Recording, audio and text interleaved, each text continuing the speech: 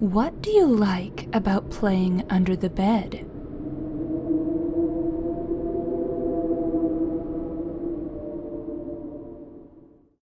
It all started when I was about 8 or 9 years old.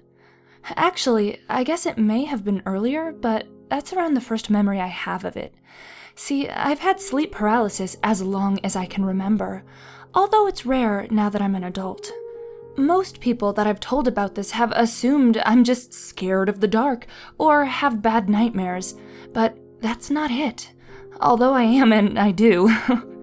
I've always had very vivid dreams. When I was dreaming, I was there. I could see, smell, hear, and feel.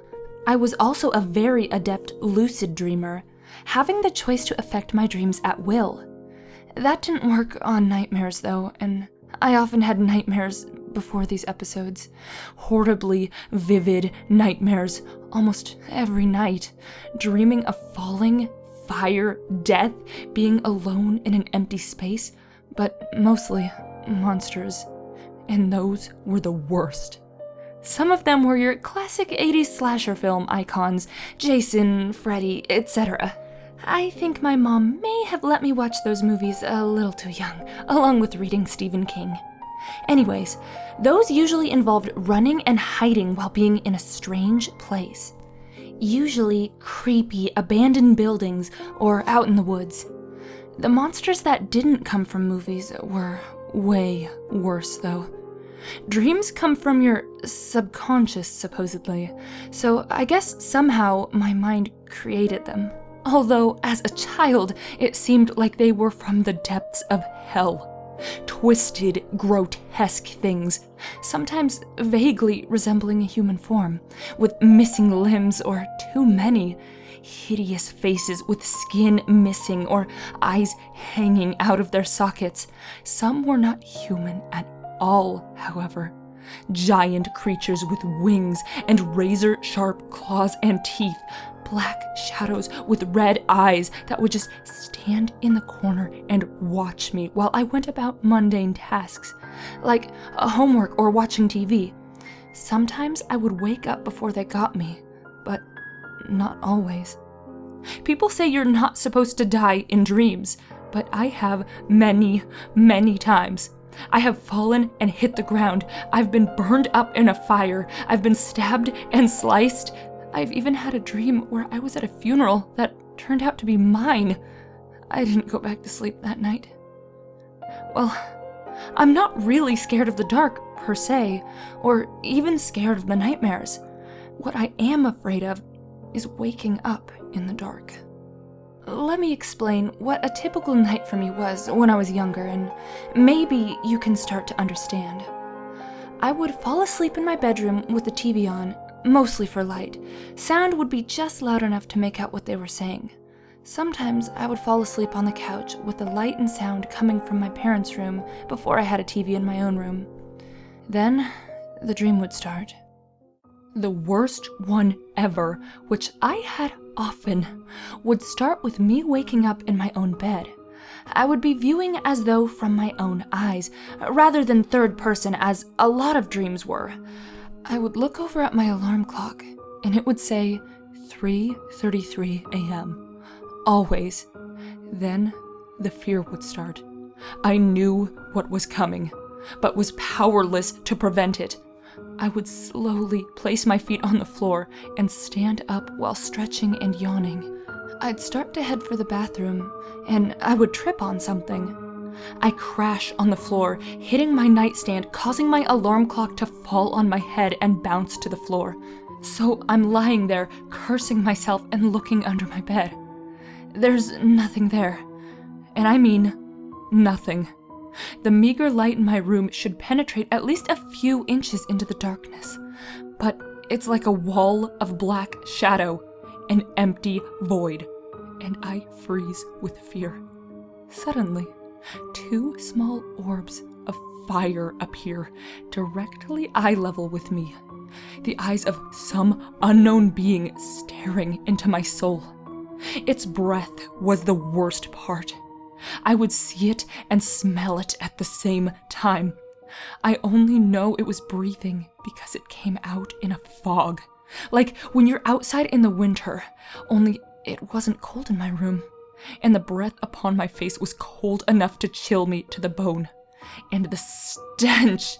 It was as though someone took a dead animal carcass and dirty diapers and lit them on fire with 1,000 matches, like sulfur, burnt hair, and crap. My mind would be screaming, run, hide, but my body is frozen. I am hyper aware. I can feel every muscle in my body tense up in preparation, but nothing happens. Then it grabs me. I see nothing, no limbs of any sort, but I am being dragged under the bed. Then I am in total blackness. I can feel its disgusting breath on my neck and hear my heartbeat. But my sense of sight has totally abandoned me. I don't feel arms around me specifically, but I am being held there. It feels like someone has wrapped a blanket made out of flesh around me, but it's stronger than I am and holds me completely still. Then I feel its tongue slowly lick my neck to my ear, as though it's tasting my fear. Then, in a voice I can only describe as broken glass soaking in blood, gravelly and grating, but wet, it whispers, "What do you like about playing under the bed?" That's when I snap out of it. I struggle and fight, swinging my elbows and kicking my legs as hard as I can, eventually loosening the creature's grip, and I would wake up. Here's where the real fun begins. I would be completely frozen, sometimes to the point where I couldn't even open my eyes. Sometimes that would be all, just frozen for a minute or two, then I would snap out of it. I'm actually getting a little freaked out even writing about it. The memories are that vivid as it comes out. Other times, the nightmares followed me. I remember once I was lying there frozen, trying to force my eyes to close when I heard that same thick, gravelly voice say, "Come back under the bed. The games were just starting." I couldn't turn my head to look toward the sound. Not sure I would have, even if I could, but I could feel its cold breath on my ear. I guess I must have screamed, although I don't remember doing so, because my mom ran into the room and turned on the light.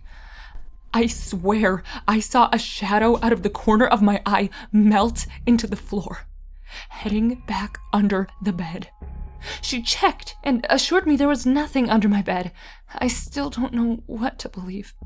According to the therapists and counselors I've talked to, I was experiencing visual and auditory hallucinations common to sleep paralysis. They don't know how real it was, though.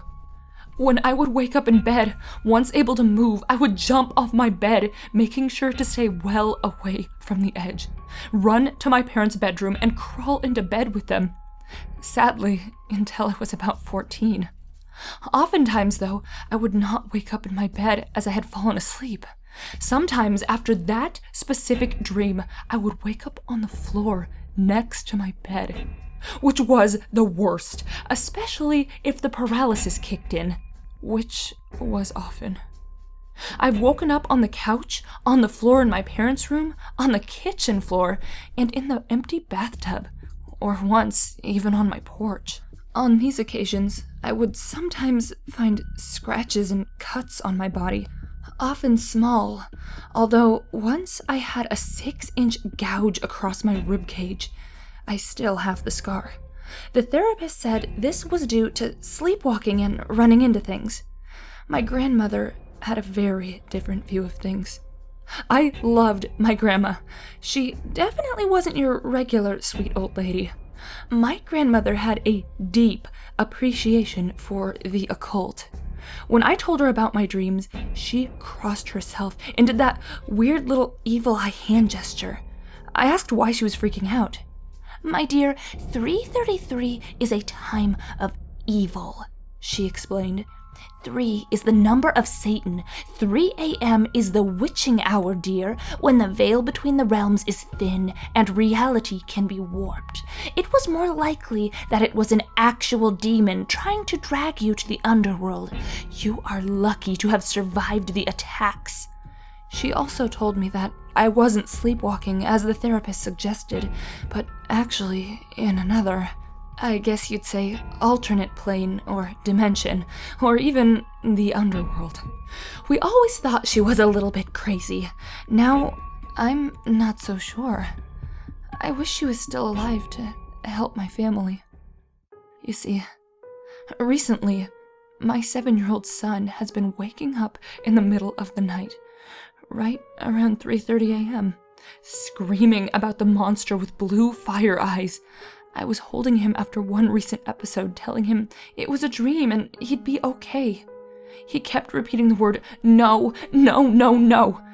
When I got him to calm down a little, I asked why he kept saying no.